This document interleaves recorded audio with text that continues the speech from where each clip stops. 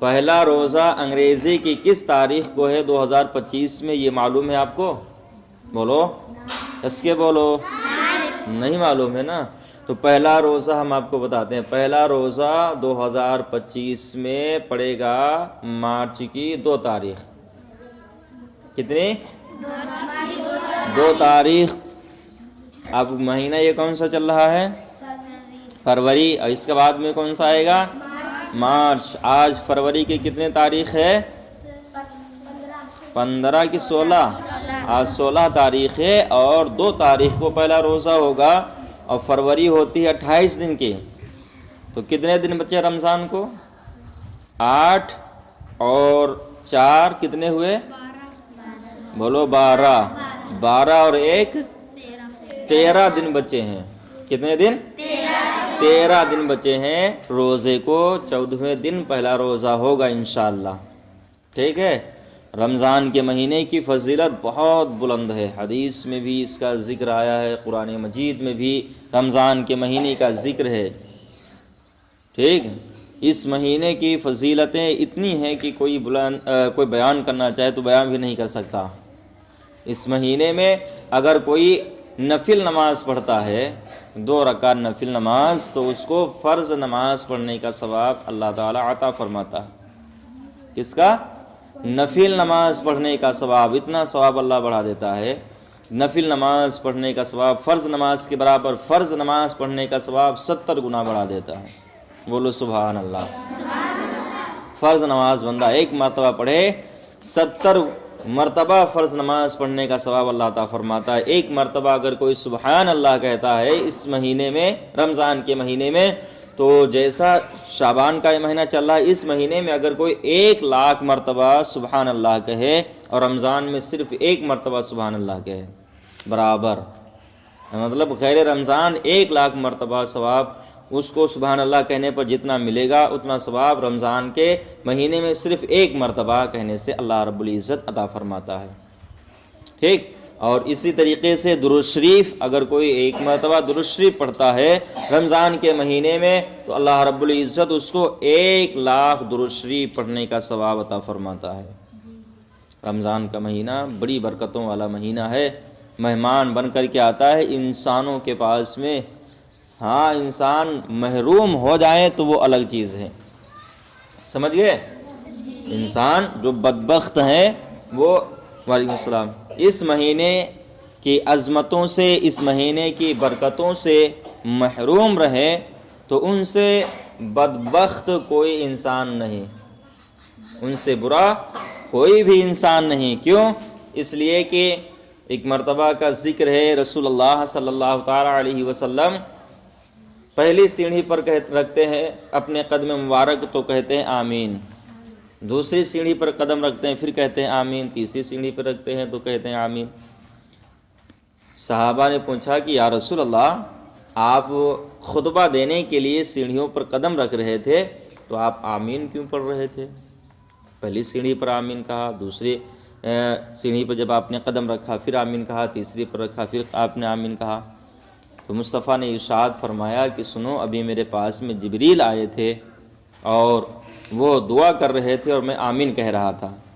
حضرت جبریل علیہ السلام کی دعا کیا تھی؟ حضرت جبریل علیہ السلام کہہ رہے تھے کہ یا رسول اللہ، بدبخت ہے وہ انسان کہ جس نے اپنے ماں باپ یا ان میں سے کسی ایک کو بڑھاپے کی حالت میں پایا اور ان کی خدمت کر کے جنت حاصل نہ کر سکا، بدبخت ہے وہ انسان۔ رسول نے فرمایا، میں نے کہا آمین۔ پھر میں نے جب قدم رکھا ایک جگہ کے اوپر تو پھر جبریل نے کہا کہ یا رسول اللہ صلی اللہ تعالیٰ علیہ وسلم، جس نے آپ کا نام سنا اور آپ پر درود نہ بھیجا، آپ پر درود نہ پڑھا، تو اس سے بدبخت کوئی انسان نہیں، بدبخت ہے وہ انسان۔ رسول نے فرمایا، میں نے کہا آمین۔ تیسری جگہ کے اوپر جو آمین رسول نے فرمایا وہ یہ، حضرت جبریل نے عرض کیا یا رسول اللہ صلی اللہ تعالیٰ علیہ وسلم، بدبخت ہے وہ انسان کہ جس نے رمضان کے مہینے کو پایا اور پھر اس کی عظمتوں کو حاصل نہ کر پایا، اس کی برکتوں کو وہ نہ لوٹ پایا تو وہ بدبخت ہے وہ انسان. رسول فرماتے میں نے کہا آمین. اور مغفرت طلب نہ کر پایا، مغفرت حاصل نہ کر پایا تو بدبخت ہے وہ انسان. 3 جگہوں کے اوپر رسول اللہ صلی اللہ تعالیٰ علیہ وسلم نے اپنے قدموں کو رکھا تو آمین کہا.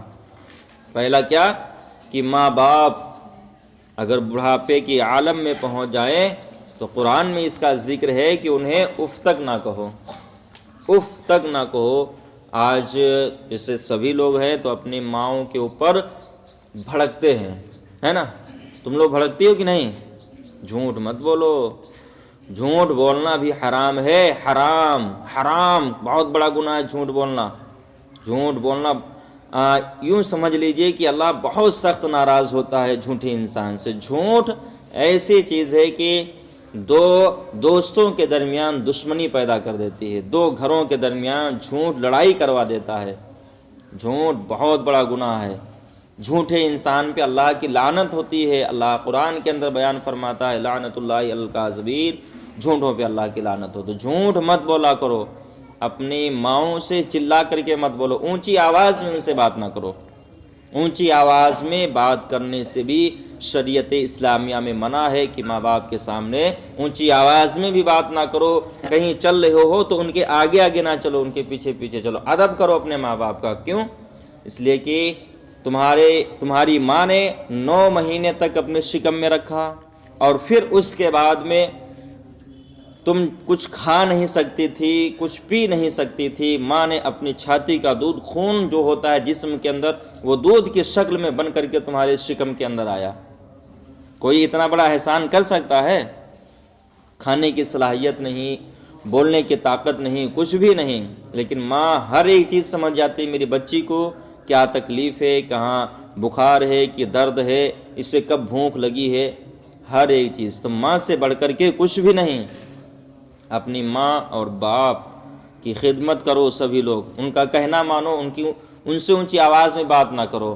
ایک چیز اور ہے کہ ماں اور باپ اگر تمہارے ہیں اور جن کے ہیں وہ لوگ اندازہ کر لینا اس بات کا، آزما کر کے دیکھ لینا اپنے ماں باپ کو کہ تم انہیں کتنا ہی کیوں نہ برا بھلا کہو، کتنا کیوں نہ خوش کہو. اپنی ماں کو ان کے سامنے چلاؤ، انہیں برا بھلا کہو، کام ان کا نہ سنو، ان کا کہنا نہ مانو.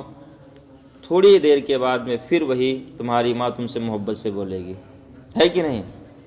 تمہارا باپ تم سے محبت سے بولے گا. زیادہ سے زیادہ اگر ناراض رہے گا تو 1 دن بس. کھانا تم نہ کھاؤ، لڑائی غلطی تمہاری ہو، تم اپنی ماں سے لڑائی کرو، اپنے باپ سے لڑائی کرو. کھانا تم نہ کھاؤ، تکلیف تمہارے ماں باپ کو ہوگی. تمہارے ماں باپ کہیں گے کھانا کھا لو آ کر کے. کوئی دوسرا محلے کا پڑوس کا کوئی آئے گا تم سے بولے گا کھانا کھاؤ آ کر کے، لڑائی کر کے دیکھ لو. کوئی نہیں، تم کھاؤ یا مرو جا کر کے. اس سے کیا مطلب؟ تو دعا کریں گے کہ مر جائے بھوکے، ہے نا؟ بھوکے مر جائے، تم سے کہنے کے لیے نہیں آئے گا کہ کوئی کھانا کھاؤ آ کر کے. تو ماں باپ کی خدمت کو بڑی انمول چیز ہے، نعمت. یہ ماں باپ کی نعمت جو اللہ نے عطا فرمائی بڑی انمول ہے، اس کا کوئی مول نہیں ہے، اس کا کوئی مول ہی نہیں. ماں اور باپ کی جو عزت نہ کر پایا ہو اور اس کے ماں باپ اس دنیا سے گزر گئے ہوں تو ان سے پوچھئے کہ ماں اور باپ کی اہمیت کیا ہوتی ہے. حضرت موسیٰ علیہ نبی علیہ الصلوۃ والسلام کوہ طور پر، کہاں؟ کوہ طور پر اللہ کا پیغام لینے کے لیے جایا کرتے تھے، تورات شریف لینے کے لیے جایا کرتے تھے. تو بڑی آسانی کے ساتھ میں طور پہاڑ پر چلے جاتے. جب حضرت موسیٰ علیہ السلام کی ماں کا انتقال ہو گیا، پھر موسیٰ علیہ السلام جاتے ہیں تو ایک جگہ کے اوپر پیر ڈگمگا جاتے ہیں، گرنے لگتے ہیں. تو رب نے فرمایا کہ موسیٰ ذرا سنبھل کے چلو، سنبھل کر کے آؤ، کہیں ایسا نہ ہو کہ تم گر جاؤ. تو حضرت موسیٰ علیہ السلام کہنے لگے یا اللہ، اس سے پہلے بھی میرے قدم ادھر ادھر لغزش کھائے تھے، لیکن ایسا تو نے پہلے نہیں فرمایا تھا، اب کیوں فرما رہا ہے؟ تو حضرت موسیٰ علیہ السلام نے کہا پہلے تمہاری ماں زندہ تھی تو تمہارے حق میں دعائیں کیا کرتی تھی، اب تمہاری ماں تمہارے پاس میں نہیں ہے جو تمہارے لیے دعا کرے. ماں باپ ہمیشہ اولاد کا بھلا چاہتے ہیں. ہاں، سب سے زیادہ خوشی تم امیر ہو جاؤ، سب سے زیادہ خوشی تمہارے ماں اور باپ کو ہوگی، اور سب سے بڑا غم، سب سے بڑا رنج ہوگا تمہارے پڑوسی کو ہوگا. اسی لیے رسول نے فرمایا بدبخت ہے وہ انسان جس نے اپنے ماں باپ کو اس حالت میں پایا جب اس کے ہاتھ کمزور تھے، پاؤں کمزور تھے، آنکھوں کی بینائی چلی گئی تھی، اور اپنے ماں باپ کی خدمت کر کے جنت حاصل نہ کر سکا۔ تمہارے ماں باپ نے تمہیں اس وقت سہارا دیا جب تم چل نہیں پا رہے تھے، آج ان کو ضرورت ہے کہ تم ان کا سہارا بنو، تم ان کا ساتھ دو۔ آئندہ کبھی بھی اپنی ماں کے سامنے اونچی آواز سے مت بولنا۔ ہم بھی ہیں، ہم لوگ کبھی نہیں بولتے، میں اپنی بات بتا رہا ہوں، کبھی ابھی تلک کر کے اونچی آواز میں بات نہیں کی۔ ناراض تو درکنار دور کی بات ہے، خود بھوکے رہ لیں گے، ان کو کھانا کھلا دیتے ہیں۔ ہاں، تو ایسے ماں باپ کی خدمت کرو۔ اور پھر فرمایا رمضان کا مہینہ جو آنے والا ہے، رمضان کا مہینہ حقیقت میں بہت بلند مہینہ ہے، عظمت والا مہینہ۔ 11 مہینے آپ اتنا ثواب کبھی نہ پائیں گے جتنا ثواب رمضان کے مہینے میں پائیں گے۔ رمضان کی ہر گھڑی برکت والی ہے، ہر ایک منٹ برکت والا ہے، ہر ایک سیکنڈ برکت والا ہے۔ رمضان کے مہینے میں روزہ دار کے لیے برکتیں ہی برکتیں ہیں۔ ابھی پانی پیو، اتنا مزہ، اتنا ذائقہ پانی میں نہیں آئے گا۔ افطاری کے وقت میں جو مزہ پانی میں آتا ہے کہ نہیں، جو ذائقہ روزہ کھولتے وقت آتا ہے وہ ابھی نہیں ہے۔ وہ مطلب سحری کو جگانا ابھی کوئی جگا رہا ہے؟ رمضان شروع ہوگا، مسجدوں سے آوازیں آنا شروع ہو جائیں گی، مسجدوں سے لوگ آوازیں دیں گے کہ رمضان کا مہینہ چل رہا ہے، اٹھو سحری کر لو، روزہ دارو اٹھو سحری کر لو۔ تو روزہ، اور اتنا یاد رکھیں کہ روزہ ہر مرد عاقل بالغ، ہر عورت عاقل بالغ کے اوپر فرض ہے۔ جو بچیاں ہیں ان پر فرض نہیں، ہاں رہنے کی طاقت اگر ہے تو وہ رکھیں روزہ۔ لڑکی بالغ ہوتی ہے 9 سال کے بعد میں، 9 سال کی لڑکی ہو جائے، روزہ رکھا جائے، اس کو رکھنا فرض ہے، نہیں رکھے گی تو وہ سخت گنہگار ہوگی۔ اور لڑکا 12 سال کا۔ حکم تو یہ ہے کہ جب بچہ 8 برس کا ہو جائے تو نماز کا حکم دو، 8 برس کا ہو جائے تو اس کو نماز پڑھنے کے لیے لے کر کے جاؤ، مسجد کو لے کر کے جاؤ، اور جب 10 سال کا ہو جائے، نہ جائے تو مار کر لے کر کے جاؤ۔ روزہ شروع ہو، 8 سال کا ہو، اسے کہو کہ روزہ رکھے، نہ رکھتا ہے تو چھوڑ دو، جب 10 سال کا ہو جائے مار کر کے اسے روزہ رکھاؤ۔ ٹھیک ہے؟ تو روزہ سبھی رکھیں گے؟ کس کے بولو جی۔ رمضان کے مہینے میں زیادہ سے زیادہ قرآن کی تلاوت کرنا، زیادہ سے زیادہ قرآن کی تلاوت کرنا، قرآن پڑھتے رہنا۔ قرآن پڑھنے سے دل صاف ہوتا ہے، دل کی گندگی دور ہوتی ہے۔ رب تبارک و تعالی ہم سبھی مسلمانوں کو رمضان کا ادب اور رمضان کے مہینے کے پورے روزے رکھنے کی توفیق عطا فرمائے۔